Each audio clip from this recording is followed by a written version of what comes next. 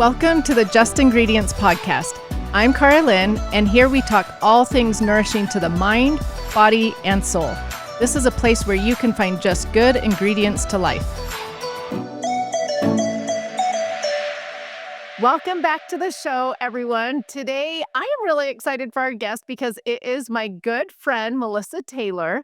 And she is a Reiki master, a yoga instructor, sound therapist, astrologer, and a 2-time survivor of breast cancer. Plus, she is so knowledgeable in so many things, and she specializes in helping people find natural solutions to health issues and offers tools for healing the mind, body, and spirit. She believes that the impossible is possible, and today she is going to tell us all about that. And so, welcome to the show, Melissa. Thank you, Carlin. I'm so excited to be here talking about this.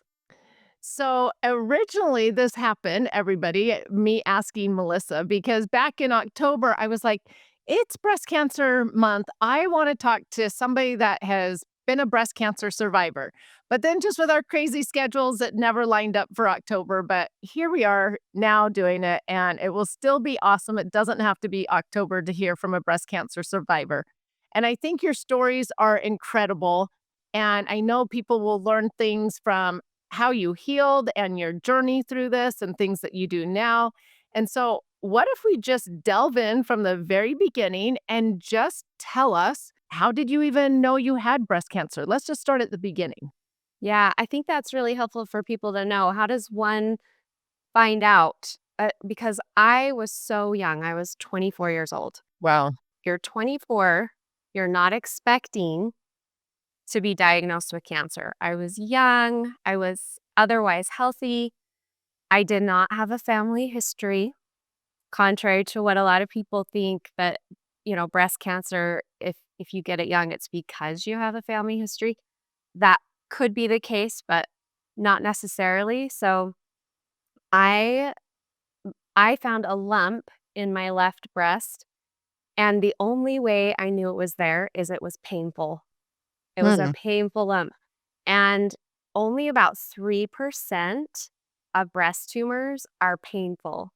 So I wasn't doing my weekly or daily self-check to make sure my breast tissue is healthy, like they'll recommend in the shower, know your body, get to know your body. So if there's changes, you can be signaled of that and then go do something. I wasn't doing any of that because it wasn't on my radar and I was so young.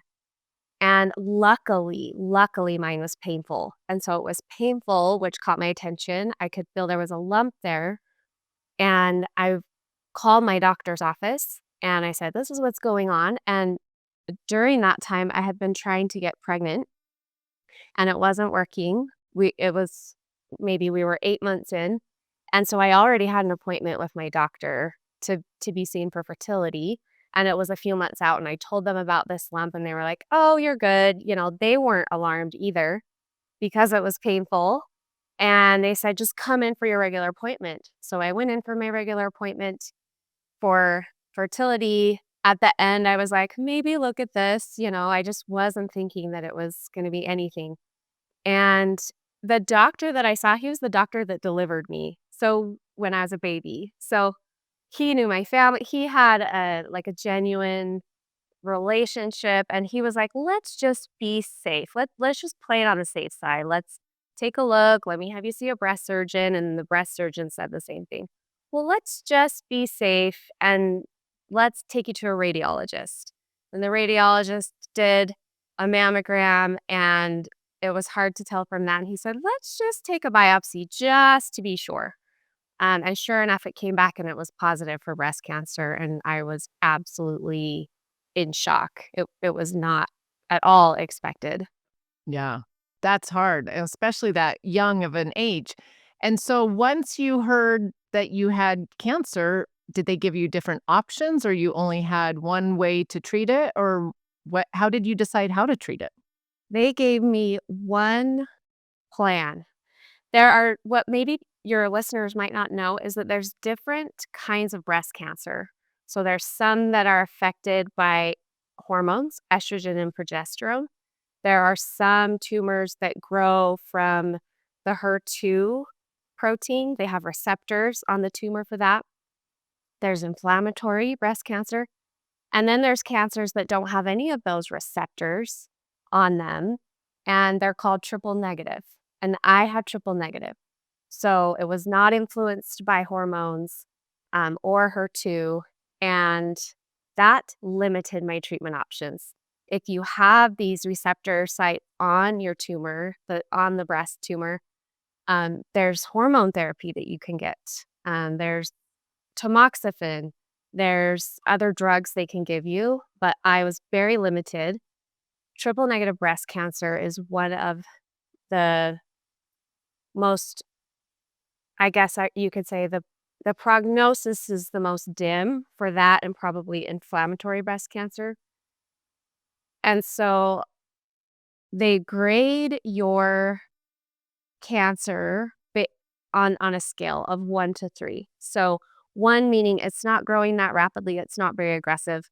3 meaning it's growing extremely rapidly, it's very deadly, very, very aggressive, and mine was a grade 3. Oh, So wow. it was very dangerous.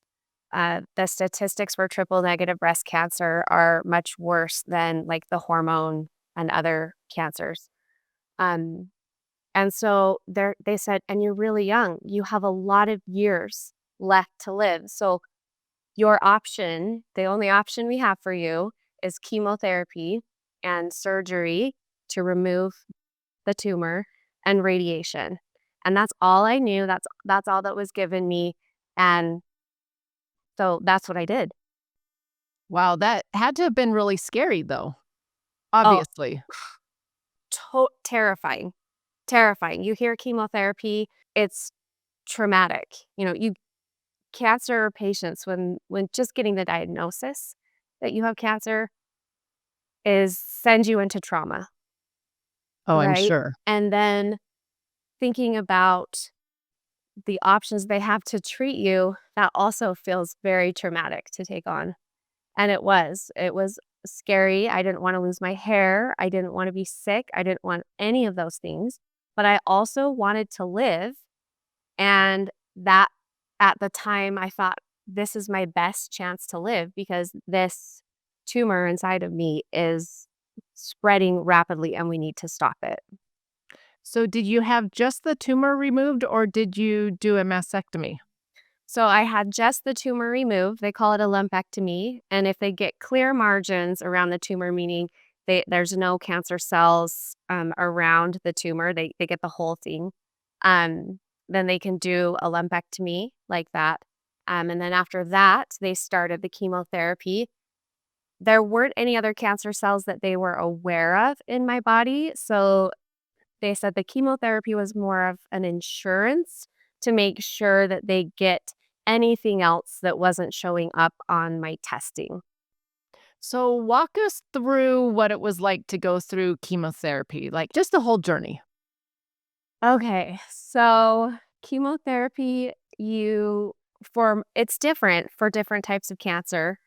For me and breast cancer, there were 3 different types of chemotherapy at the time that they gave me. I don't know if it's different now. This was 19 years ago. So I I can only imagine the different variations of treatment, but 19 years ago, 3 different kinds of chemo. It's absolutely toxic. They don't let you get near it. I remember I wanted to get a picture of me with one of the syringes because it's red. It's called adriamycin. They call it the red devil. And I was like, I'm getting a picture of this. And they're like, you can't touch that. It's Wow. poison. And they have me put gloves on to touch it, yet a nurse comes in every 2 weeks, and I'm in an infusion room with a bunch of other patients getting their treatment, and she's putting it in my veins every 2 weeks for months at a time. So, yeah, that was the process for me. It was 8 rounds of 3 different types of chemotherapy with a bunch of drugs to offset the side effects of the chemotherapy, like nausea, and some people have allergic reactions to the chemo drugs. Um, and yeah, and then you're just in recovery after that infusion for 2 weeks, and you start to finally get on your feet again, and then they hit you with another dose and you're down again. Wow. And so did you lose your hair and were you nauseous and just really sick through the whole thing?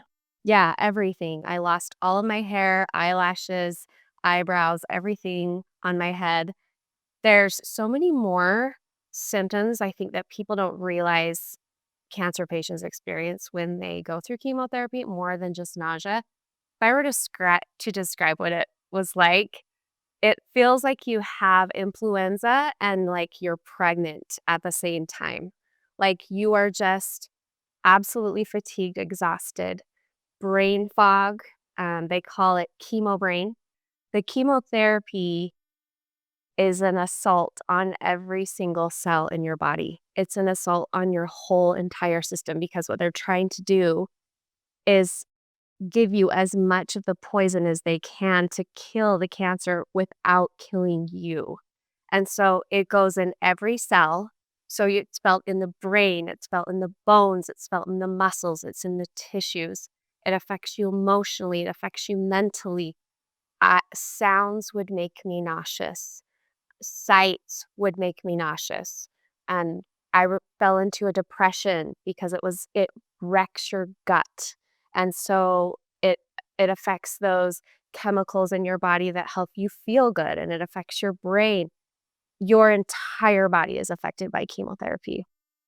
Yeah, and when people talk about chemo, you hear a lot about the physical challenges, but not those emotional challenges. But so many emotional challenges are affected by the physical health.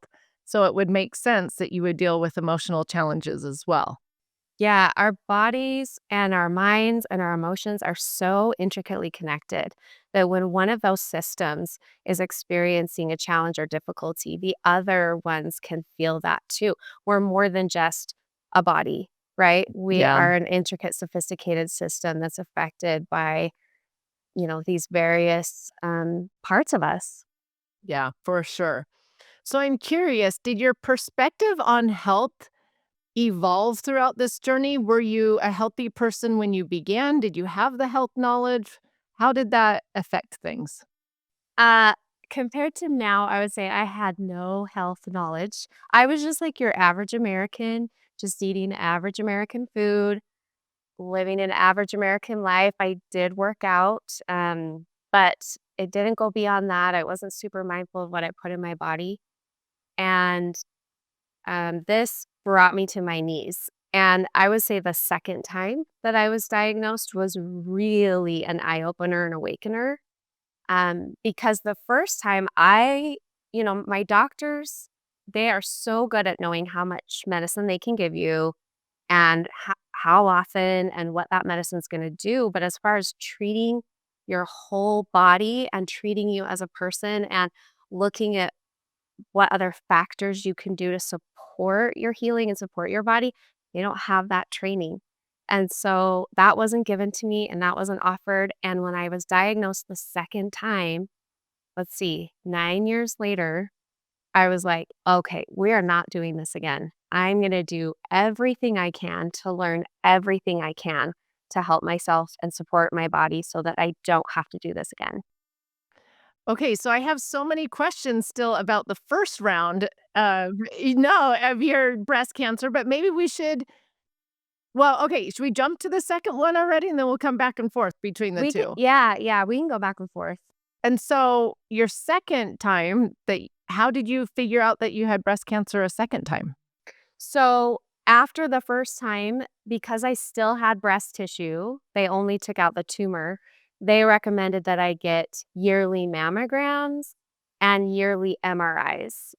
And an MRI will pick up more smaller, minute shifts in your breast tissue that maybe a mammogram wouldn't. Because I was so young, they wanted me to be on top of that. So I was doing that and I did that for 9 years. Every 6 months, I would either get a breast MRI or I would get a mammogram. That's all I knew. That's all I knew as far as like testing that was available. And so it was found in an MRI. Oh, wow. They found it was like 3 millimeters. It didn't show up on my mammogram, but it showed up on my MRI, and so they watched it, and when it didn't change or resolve itself, then I had a biopsy, and it came back positive again for the same type of cancer. So triple negative again. In the same breast. Yep. And so once you heard this, what did you do? Did you do chemo and surgery again? No. So my oncologist, it was really small and we caught the first cancer early. So it was a stage 1. So they give you stages on how early you catch it. And the earlier you catch it, the better your chances are of the treatments working and your survival rate. The second time it was caught very early too. I mean, only 3 millimeters, like as big as a pencil lead. And I went to my oncologist and she just said, you've already had so much chemotherapy. I mean, they know how devastating it is to the body. And I had 2 children at the time. So before my first diagnosis, no children. I was able to have 2 children on my own naturally after my first experience with cancer. And then I get diagnosed again when my children were 3 years old and 1 year old. And she said, "Well, I know you wanna have more children, and if we give you chemotherapy, like, that is not gonna happen, and you've already had so much, it will be a huge burden to your body, and you're still so young." I was 33. So she recommended no chemotherapy because we caught it early, and for those other reasons, and then she recommended a mastectomy because I had come back in the same breast, and I was like, "Just do a double. Let's take care of it. I don't want this to happen again. Like, do a double mastectomy." So we did the double mastectomy, and then we did reconstructive surgery to reconstruct breast tissue. Okay. Well, I'm glad to hear you did not have to do chemo again. But I have so many questions because I do know that during your first treatment, your first time of cancer, you were going through a lot of life challenges as well. And didn't you go through a divorce while in the midst of radiation treatment? Yes. Yes. And so how did you navigate that experience balancing like the physical demands of treatment with all the emotional toll? It was the whole time it was crushing. It was crushing. And I had been married, it was probably about 3 years into my first marriage when I was diagnosed with cancer. Um, and it was already not a healthy marriage. It was already difficult. There was already a lot in my environment that was not healthy for me, and my body was telling me that. It was telling me that through the signals of, "You are not well, you are not healthy, you need to make a change in your environment." So I had known for a while that my marriage was difficult and it was affecting me, my mental health, my emotional health, but my physical health was now being affected because I had cancer. So it was difficult to begin with. So really, I would say the divorce and the choice to have a boundary there and to choose divorce was one of the healing things that I did for myself to help myself heal from cancer. So as difficult as it was absolutely necessary for my survival. That is really interesting. And so why do you say it's healing? Because of the emotional unhealthiness that your body was going through with the marriage? Yes. So I think what a lot of people maybe don't realize is how much our emotional experience and the trauma that our body experiences affects us on a physical level. And there was a lot going on in my marriage that I kept private, that I didn't seek help for, that I didn't share, and I held it all in, and it needed to get off my chest. And it did. My body was trying to do that for me.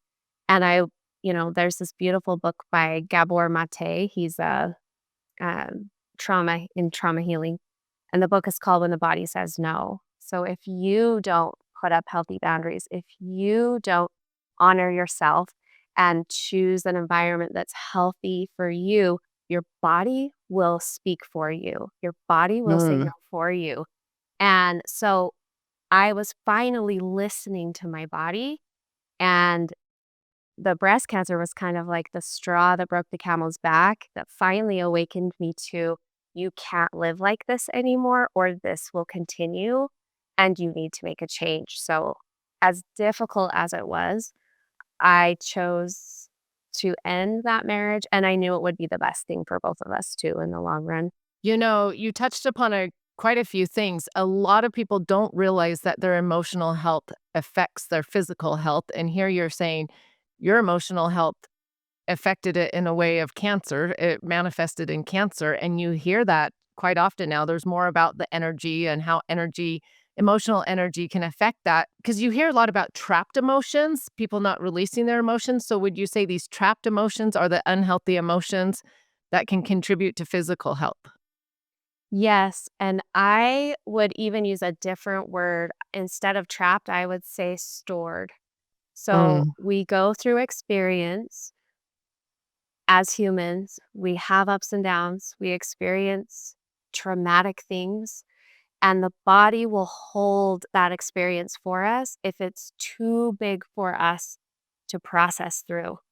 So trauma happens not in an event, but it's actually what happens to the body when a painful experience was too big for us to feel. And so the body holds that experience and it it keeps it there until and those emotions, right? Those complex emotions that are part of that until we are in a safe enough place to feel them and metabolize them. That's profound, and that I know you help a lot of people with emotional, health and energy work, and so did you know any of this going through your first time of cancer or second time of cancer, or you studied and researched this after the 2 times? I knew none of it during the first time, but the first time was the awakener that brought awareness to me of just how impactful our emotional experience is to our physical body. And then the second time, when I realized that there wasn't anything else that my doctors could offer me as far as treatment after my mastectomy, and it was just kind of a, okay, be on your way, come back and get checked every, few months, and let's just hope that nothing's there. I knew there was so much more out there that I needed to learn to support myself. And so after that second time, I was on a mission to learn anything and everything I could. Because the first diagnosis, my oncologist said only 10% of cancers can be linked to genetics. So 90% is not linked Wow. to genetics. And I was floored and I said, well, what's the other 90% then? And she didn't have an answer for me. So I went out and looked for it. And I learned that there is so much more we can do for our bodies and our health and our wellness than we realize. At least 90% is in our power. And knowing that was so empowering to me that it was my lifestyle, it was my environment, it was how I was feeling my feelings. And it brought me so much hope to discover just how much power I had to affect my own health. And so after that second time, I was gone. I was looking for all the things and I am still learning everything I can to help my body. Okay, so let's talk about some of those things that you learned or changed because I know it's environmental stuff, physical stuff, and emotional stuff. So let's talk about all 3. So let's first start with environmental. So are you talking like getting rid of toxic ingredients in your beauty products and your cleaning supplies and things like that? Absolutely. After actually my first diagnosis, I went to an internist and she was amazing. Everybody needs an internist like this. She was from Germany and unfortunately she's not practicing anymore.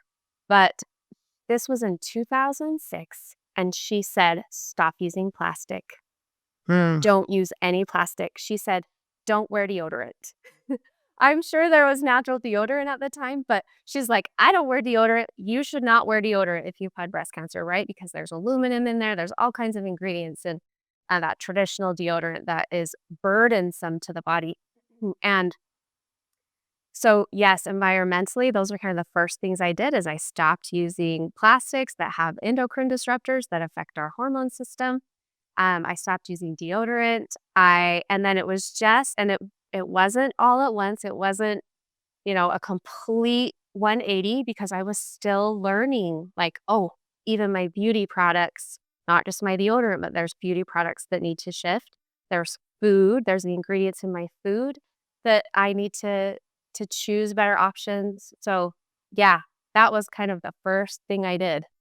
Okay, so you did the environmental, then you touched upon food, so had to make a lot of swaps and changes with your food? I know at one time you even tried to be vegan, right? I was committed. I didn't even try. I like did it and I was all in 3 years. Oh, I was wow. vegan and I'm not recommending that. I'm not saying everybody should do that. But I needed more nutrient dense food and I needed to eat in an anti-inflammatory way. And so at that time, plants, vegetables, veganism was the best thing I could find at the time. And this was in 2014. And so I went vegan for 3 years. I was even raw vegan for a year. Wow. That was rough. But I think there can be certain diets that are very good for a time and for a season. And it's important that we understand when the right time is for us to eat that way. Um, and then there was a time when it was right for me to not be a vegan anymore because I got pregnant with my daughter after my second diagnosis and I wasn't eating animal protein. And I had a hair DNA scan and it showed I was really low in amino acids. And I needed that more of that nutrition to build a baby and to help my body so it wouldn't be so depleted. And now I think we've come a long way with research when it comes to animal protein and understanding that it's more of the sourcing and maybe the ratios of animal meat to plants that we're eating that makes a bigger difference. Yeah, and I love that you say there's a diet for the season and you needed that, all the plants and nourishing things while you were going through your healing of cancer, and then you needed more protein for the baby. So I love that. Okay, so I'm curious though, your first time you went through cancer, do you look back upon it and say, "Oh, I wish I had changed this when I did it"? I wish I had known then everything I know now. I think the process of going through chemotherapy could have been a lot gentler. There are a lot of tools and things that I've learned since then that could have helped me move through that process and supported more rapid healing and recovery for my body. Absolutely. Do I wish I or regret getting chemo? I don't know if it's hard to say if the chemo saved me, right? Or if it was the surgery, right? The lumpectomy. It's hard to know. But especially speaking to those who have to go through any type of cancer treatment, having additional tools to support you, food, emotional support, those kinds of things, that would have gone such a long way. It was like after the first diagnosis, I was a mess for 2 years trying to recover from that, and I had no knowledge and no help, except for my cute internist, my German internist who was like, "Do these things." But from the oncologist or radiologist or, any of that, there wasn't support there for the healing. I was gonna say, what do you mean? Like, there was no food advice, emotional advice? What was your struggle with healing? Well, my body was so depleted, uh, chemotherapy, I mean, it just wrecks your gut, so you're not absorbing anything. You're just absolutely depleted. It totally lowers your immune system, which is your system that gets you well and helps you heal. And so I was fatigued. I felt like I was 80 years old. I had body aches, and this was for about 2 years. And when I started to work with my internist, then she recommended supplements like surprise, I was really low in vitamin D. I was very depleted of a lot of nutrients. And as soon as I started to replenish that, I got my energy back and I felt like myself again. That makes sense. I mean, so many things. The gut needs to absorb those nutrients, and if it's a mess from chemotherapy, then that's going to be hard, and so you'll need extra supplementation. Let's take a quick break to hear from our show sponsor. 10 years ago, the founders of Viori Hair and Body Care met the Red Yao tribe in the Longshan Mountains of southern China. The women of the tribe are famous for their incredibly thick, long, youthful hair. They wash it only with a special blend of Longshan rice and other simple ingredients. They shared their recipe with Viori, so Viori can share it with you in hair care shampoo and conditioner bars that give you strong, healthy, shiny hair while helping to preserve the Red Yao culture and economy. All Viori products are professional grade, color safe, vegan, sulfate free, paraben free, cruelty free, and plastic free. And they're all made with Longshan rice from the Red Yao farmers. Viori gives a portion of their profits to the Red Yao people so that its tribe and its traditions will survive and thrive. That's Viori's beautiful reason. Learn more and shop Viori products at viori.com.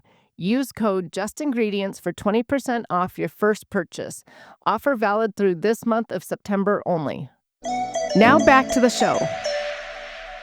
Okay, we were talking though, I skipped one part because we were talking about how you changed your environmental factors, the food, and then we were talking about how you changed the emotional energy or environment after the second time of cancer. So I skipped the emotional part. So how would you describe how you changed it?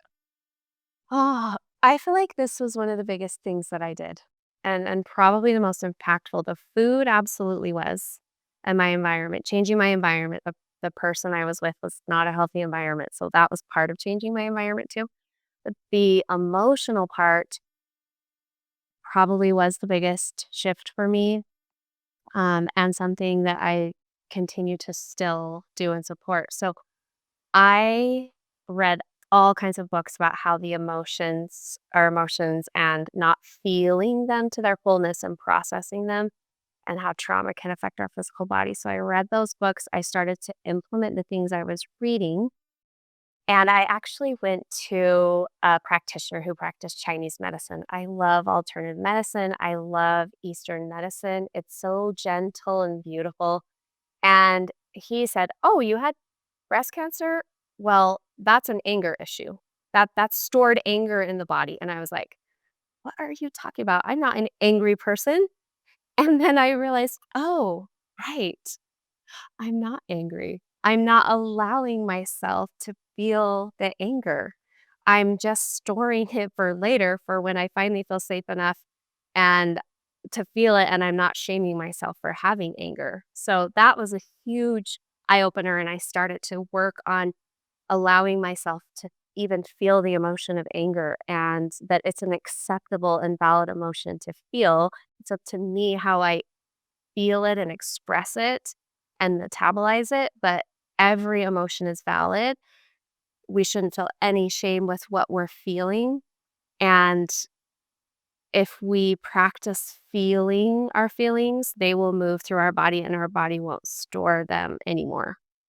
So interesting. Okay, so if you were mad at something before you knew how to feel your emotions, if you were mad about something, you just wouldn't be mad? I would stuff it down. I would not show my anger, or it would come out really passive aggressively. Like, right? It's like if you store something like that, like anger, it's gonna come up a different way, right? It's gonna try to get out anyway.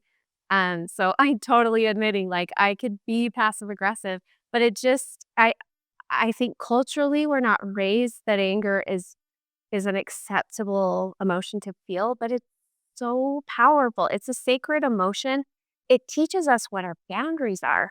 We want to be able to say no to things that are not healthy for us. And if we don't honor the experience of anger, we won't know how to have healthy boundaries and even where our boundaries are if we don't acknowledge that we feel anger. Okay, but as you say this, I can hear listeners thinking, well, It's not healthy to show anger because people are raging out there and being mean and rude with their anger. And so, how do you feel that emotion without the rage or the harm or the meanness that can come along with it?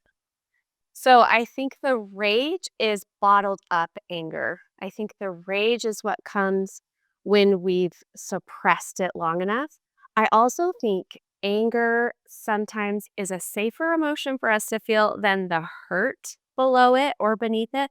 So some people who outwardly express anger and that's kind of an impulse for them, it might be more of a protective, like, ooh, because I don't want to go deeper to feel the grief that might be underneath there. But if we are feeling anger, there are healthy ways to feel it and express it, and it doesn't have to be at a person. Like if if you hung out with me in my day, you would see I feel my anger and it might look strange or be strange, but I'll just go in my car and scream or I'll cry in my shower. Like that is the body releasing. It's not at a person, it's not harming me, but it needs to exit somewhere. And I would rather let it exit in a really primal, honest way than to grow a tumor. Yeah.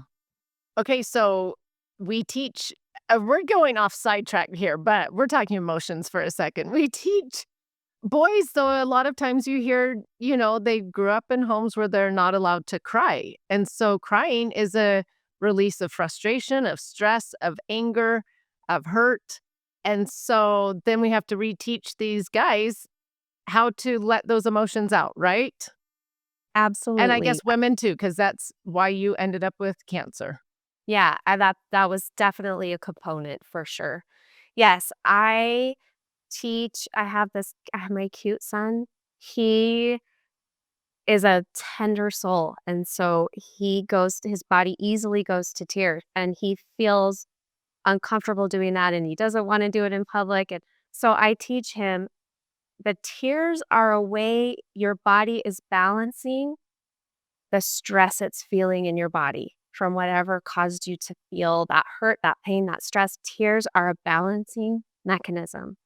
When we understand how our body is always working for us, seeking balance, it can be easier to honor that that is what the body is asking us to let it do. Now, maybe it's not appropriate to like express your anger on, in the checkout line at the grocery store or you're in your car. Sometimes you have to like keep your composure because we live in a world with other humans, but that doesn't mean we ignore it and we run from it. It means maybe later in your day, you're honoring and validating that was hard. My body was feeling something big, and I'm going to validate that that's okay to feel that. And, you know, I like to use the language of I'm not angry. My body is having the experience of anger right now, and I'm going to tend to it so it can feel safe enough to feel that. And maybe it doesn't feel safe out in public and also not appropriate sometimes, but we can do it later. We can go back and we can take care of that and attend to that later. Oh, I love that. Okay, so if listeners are listening and like, "Oh, man, I store my frustrations, I store my stress, I store my anger. Now I'm going to have cancer." Like, it's almost fearful. Mm. W What do you say to people thinking that? Yeah, I do not want to give that message at all. The experience I had with cancer, it was a synergy of a lot of different things, but it taught me how important our emotions are and how important it is to feel them. So just because you feel angry or feel an emotion or you're not expressing it, it does not mean you're going to get a chronic illness or get sick. But over time, if you continue to ignore and try to run from it, your body will give you some kind of signal. Maybe it's a migraine when you get frustrated or stressed, right?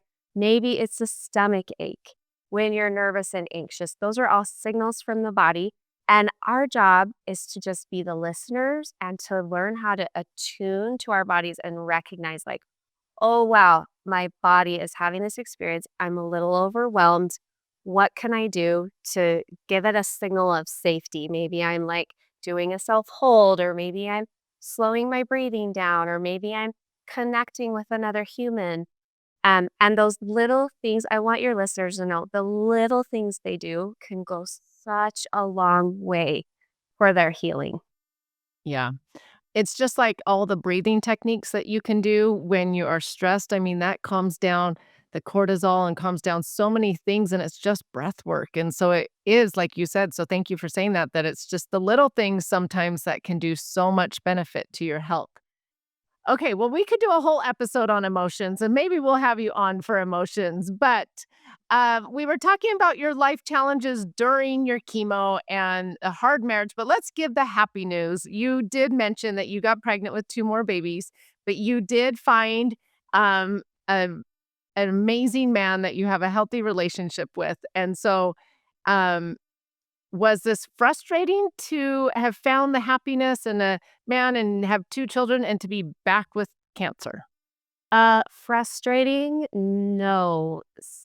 Terrifying? Yes. Because the first time I was young, I was 24, I didn't have kids. I was in a really unhealthy relationship. So it was like, I didn't have as much to live for. There wasn't as much at stake. The second time I had two children, they were so young. I wanted them to have their mom for as long as possible. I had already been through cancer. They could not pull the wool over my eyes. I knew what I was in for. And it was probably one of the darkest times of my life, that second time I was told I had cancer. Just deep, dark depression, spiraling, like so much gravity and heaviness there. So it was really terrifying. But I had a supportive partner that I didn't have before, and the first thing he said to me when I told him it's back, the first words out of his mouth were, "I can't wait for you to see how much I love you." Oh my gosh, that's so sweet. So I was absolutely supported in that way from my partner, and that was really healing. It was like I got to go through that experience all over again and heal a lot of things and receive a lot of healing that and kind of sort of retroactively healed that old time that I went through because I was able to experience it in in an environment of love and support and understanding. What a good guy. Yeah, he's That's amazing. that's awesome. I'm curious, after everything you've been through, what practices or lifestyle changes have been essential for your ongoing health? The basics are so important, and we've kind of covered those. Making sure that what we're bringing into our body is nutritive and puts the least amount of burden on our body. So, organic, good ingredients that support healing and restoration of the body and growth. Um, and then I would say, obviously, feeling my feelings. That's a big one. Attending to trauma that I have experienced in my body, and that has to do with honoring my feelings when they show up, being really honest with where I am, and letting myself feel them when I feel safe enough to and I'm ready. And then really approaching every day with gentleness for my body. We have so much pressure to be a certain way, do a certain way. There's lots of to dos, right? There's like we can write lists of things that we need to do to stay healthy. It can be a full time job. There's those funny memes going around like, I quit my job so I could just get all my protein in all day long, Yeah, exactly. right? And that can cause stress for people. So, a big part of staying well for me, especially in this world of healing and all the healthy things we need to do, is to be really gentle with myself and knowing that the little things I'm doing are making a difference and giving myself rest and recovery from the peaks of stress in my life because we can't run from stress and stress isn't a bad thing. But when our nervous systems don't have the opportunity to come down, to relax, to feel safe again after the stressful event, then that's when we can kind of be in this low grade stress response. So being gentle. Seriously, like, I lay down a lot because I have a lot of stress in my life lately, and so you'll see me in my downtime, I'm resting, I'm laying down, and that puts pressure on my adrenal glands, which are glands that are a big part of, stress and cortisol, and I'll put pressure and hold and support that. So that has been huge for me to be able to feel regulated in my nervous system and feel emotionally and mentally well. Yeah, that's hard for busy women to take that time to relax or calm down the stress and regulate the nervous system, but it is so necessary. And I know you talk a lot about that on your site and your classes that you teach. And so we'll talk about that in a minute where they can find all of that stuff. But as we wrap up here, I just want to ask a few questions that maybe the listeners are wondering about. Cancer, when you hear cancer, it just sounds so fearful. So people are always afraid of getting it. So, what would be your one tip to people listening about maybe not fearing it so much? I would say this might be more than one, but I'm going to start with cancer is a healing gesture, and so is every symptom in our body. It's the body crying for you to listen and to help it find the balance that it is seeking. And you have the power to do that. You have the power to support the healing and the balancing that your body's asking you to do. So I look at it as my wise body that I have this beautiful relationship with, not giving up on me and telling me, hey, something in your life is not balanced. And we're going to give you a signal so you're aware of it so you can make a change. So it really is a beautiful healing gesture. The other thing that I would say is if you're at the beginning of your cancer journey, you're going to be just flooded and fire hosed with so much information and so many options of what do I do? And it's typically a very fearful time. Make whatever choices for your body, not based on fear, but from a place of love. And how do I support my body? That might include some conventional treatments. Definitely, I would say it will include lifestyle changes and alternative things that can help support you as a whole. If you approach it from a place of love, that will bring you into your intuitive state, this intuitive place that we have within us that will help guide you to know just the right things for you. Because just because something's good doesn't mean it's good for you and your body. And just because something's good for your body doesn't mean it's good at that time. But we all have this inner compass where when we come across the right thing for us, even if we're a little afraid, it will be packaged with peace. And there will also be a settling in your bones about this is the right choice. Wow, I love that. That could be a whole nother episode because we would have to talk about how people listen to their intuition like that. Because I know a lot of people have a hard time, but that is great advice. And I love the positive spin that you took on cancer, that it's your body saying it needs to heal. And that's the same with depression. When I found that doctor who was like, yeah, depression is just your body screaming for help, I was like, oh. And then it was, as we did all that testing and found all the different health issues in my body, I was like, oh, yeah, that is my body screaming for help. So it does show out or show up in symptoms. And yours just happened to be cancer. So I love that positive spin that you take on it. Um, I know listeners will wanna know, if you were faced with the same diagnosis today, would you choose a different approaches based on what you know now? I would absolutely incorporate all the things I did the second time to support my body the first time I was diagnosed. I don't know if I would do the chemo again. I don't know. But what I do know is that there's so much more I could have done that wasn't out there to really learn. It wasn't as readily available.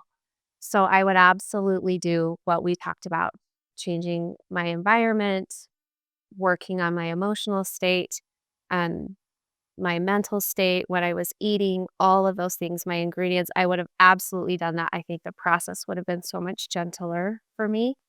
Um, and I do want to say, like, chemotherapy is it's barbaric. It feels really barbaric. But there's a place for modern medicine, and there's also a place for Eastern medicine and alternative therapies. And I really do believe there can be a beautiful blend of the two. And they're just both tools. And both of them can be misused, and both of them can be used for good. And so I would have balanced that Western medicine with all of the beautiful holistic practices that I do now. And I think I would have fared so much better. Oh, I love that advice. Okay, so couple last things. How do you think women should be proactive about breast cancer screening? Do you like one way over the other, or what steps can they take? So, number one, I would say know your body. We are often very disconnected from our bodies, and we're not attuned to the subtle signals that they're giving us of, ooh, something's off, something's misaligned, or they're giving it to us, but we're ignoring. So, the more you're familiar with your body and the better relationship that you have with your body, the easier it will be to tell when something's off or something's not right. So, I would say definitely do your self exams, your daily or your weekly. What is normal for me in my body? I would definitely put a caveat here and don't be examining from a place of fear. We can be in anxiety, like I hope I don't find anything. Like approach it from I'm getting to know you. I'm getting to know my body. I'm curious. Let's know what's normal for me. And then I don't get any testing now because I have no breast tissue, but I was doing MRIs and I was doing mammograms years ago. Now there's thermography, which is a beautiful alternative to getting radiation from, mammograms and chest x-rays and things like that. And thermography, I believe, is a beautiful option that tests, heat, variations in the body and is a much gentler approach. And I think there's additional screenings that are available now that were not available for me. So we really live in such a beautiful time where these things are coming out and they're available to us and so helpful. Yeah, there's more and more screening types becoming available on the market, which I really love. Okay, one last thing though. Do you think there are some common misconceptions about breast cancer out there that people should be aware of? For number one, that it's genetic. Misconception is that most cancers are genetic, but 90% we know are not, which means you have the power to turn your genes on or off, right? You can choose what you want to give your body so that it activates healing things in your body. Um, so I would say that's a misconception. Another misconception is that there's one way to heal, that there's Mm, one way, a one size fits all, and that is absolutely not true because we are so bio individual. Not only are we unique and our history on this earth is unique, but your ancestral history, your generational history also impacts like our bodies and our health and things like that. So there's not a one size fits all, which is why, like we were saying, it's so important to attune to your heart and know what feels right for you. And it will feel like a settling in your bones. It will. I love that. Well, thank you so much for everything that you've shared here today. You were very sweet to just be open about your journey and your life challenges that you've had. And you just have learned so much. And what I love, though, is all this information that you've learned, you are trying so hard to share to the masses. You just want everybody to know how to live a healthier lifestyle, which I love.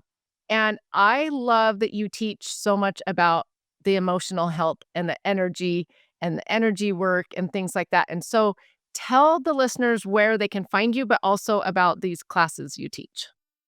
So you can find me. My website is healwithmelissa.com. I'm also on Instagram at healwithmelissa. I teach. So first of all, I did a whole cancer book and cancer course that taught everything I learned that was not from my doctor's office, and I put it together in a book and in a course. And then I realized I want to be interacting with these people one-on-one, and I want to be interacting with them live. And this can actually be applied to people who don't have cancer because these are just principles of truth and health. So I started an online membership called the Thrive Hive, and we meet live every week, and they're all recorded. And I teach all these things. We teach nervous system health. We teach energy work. We teach all about emotions. We teach about the physical body. We teach about trauma.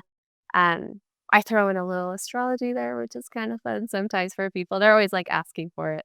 But I teach everything I know and everything I'm currently learning in there. And anyone can join at any time, month to month. You can stay for as long as you like, as long as it serves you, and move on when you're ready to move on. And so that's what I mainly do. And then I do meet with clients one-on-one and support them. And I'll often meet with cancer patients as well and support them on their journey because I feel like I'm living on borrowed time. And I wish I had had someone like me when I was going through that to teach me all these things. So I want to be that and give back in that way. You are amazing and such a blessing to so many people. But your Thrive Hive is incredible. And I've heard so many amazing reviews about it. People absolutely love it. And so, where do they sign up for that, though?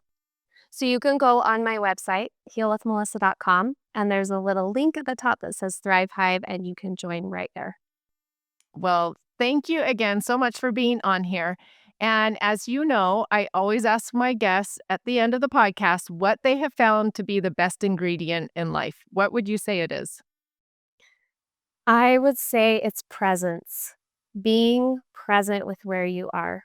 That's one thing that cancer taught me. It gave me this perspective that most of life is made up of these little mundane moments, but that's really where the magic is.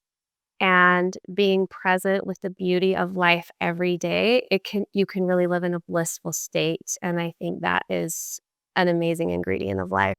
Oh, I love that. And I'm assuming being present, you're then also saying if you're present, you will feel your emotions rather than store them. You will help regulate your nervous system because you're not stressing about the future or the past.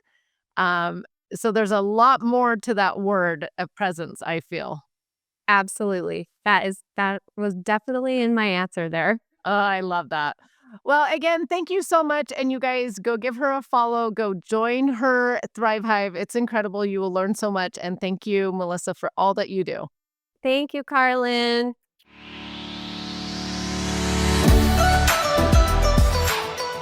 Thank you so much for listening. Remember to subscribe to the Just Ingredients podcast to learn more about your health and good ingredients to life. Plus, get daily tips at just.ingredients on Instagram.